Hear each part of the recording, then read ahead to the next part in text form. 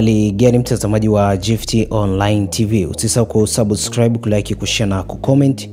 Jina langu ni Tobias Kisima.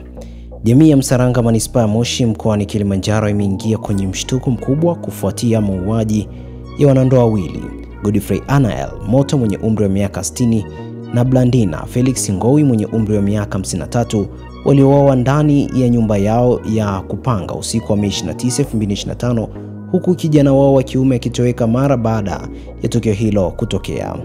Kwa mujibu wa taarifa iliyotolewa na kamanda wa polisi mkoa wa Kilimanjaro, kamishna msaidizi mwandamizi Simon Maigwa, mwili wa Godfrey uligundulika ukiwa na jeraha la kukatwa shingoni kwa kitu chenye makali, huku mwili wa Blandina ukiwa hauna majeraha yoyote ya nje.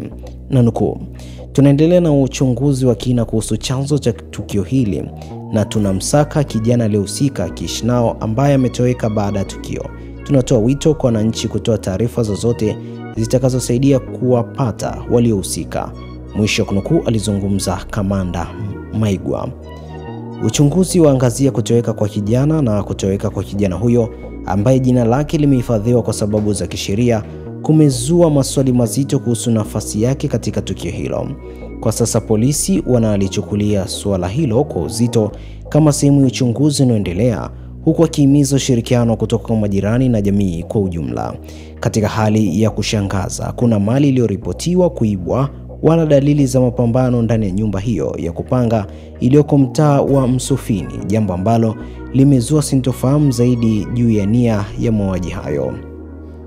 Na nukuu, "Ni kama mauaji yaliyopangwa kimya kimya. Hatukusikia makelele yoyote." Mwisho kunukuu, alisema mmoja wa majirani ambaye hakutaka kutajwa jina lake.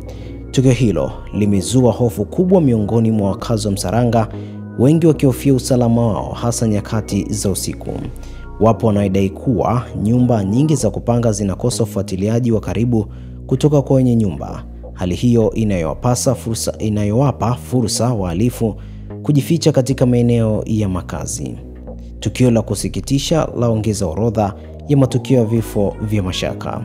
Mwisho wa taarifa hii, usisahau kusubscribe, kulike na kushare na kucomment. Nikushukuru na nikutakia